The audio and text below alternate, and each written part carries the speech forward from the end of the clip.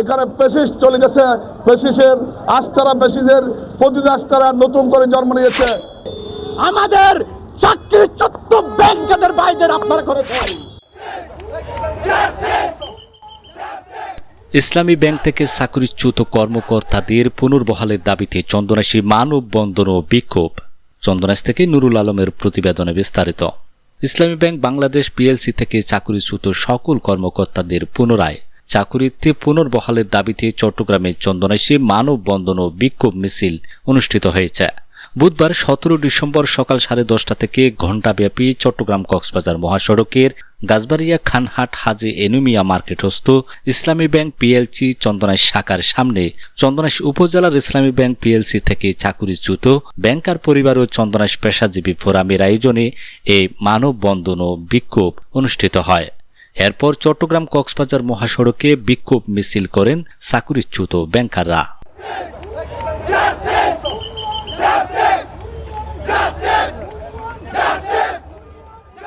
ইসলামী bank Bangladesh PLC থেকে চাকুরিচ্যুত bank কর্মকর্তা আবু রায়হান ফয়সালের সঞ্চালনায় মানববন্ধনে বক্তব্য রাখেন চট্টগ্রাম পৌরসভা এলডিপির সভাপতি এম আইনুল কবির। কি কারণে এই যে চাকরিচ্যুত করা, এটা সম্পূর্ণ অবৈধ, অন্যায়। তারা হাইকোর্টের রিট মানে না, তারা মানবতা মানে না, তারা কিছু মানতে চায় না।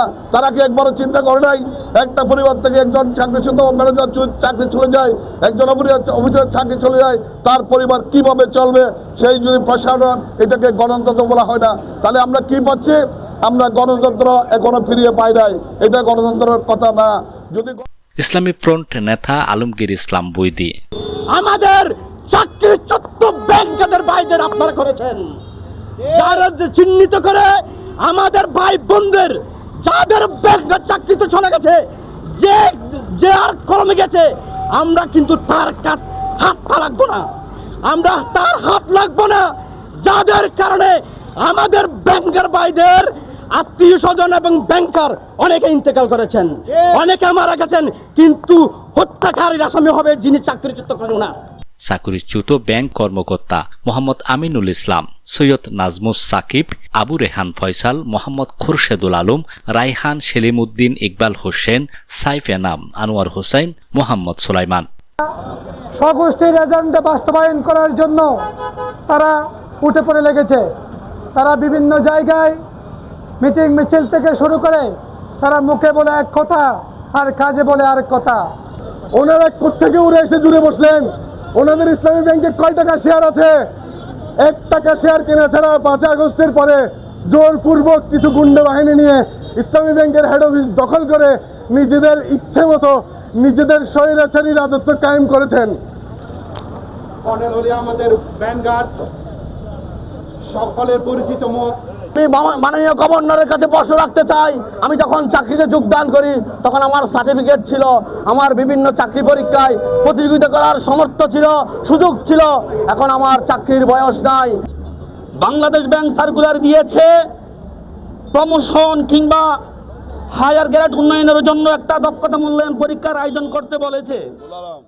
মানববন্ধনে ইসলামী ব্যাংক বাংলাদেশ পিএলসি থেকে চাকুরিচ্যুত চন্দনাইশ উপজেলার কর্মকর্তারা উপস্থিত ছিলেন।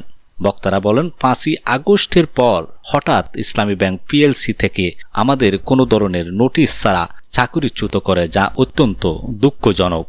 আমরা সকল প্রকার বৈধ ডকুমেন্টের মাধ্যমে চাকুরিতে যোগদান করি।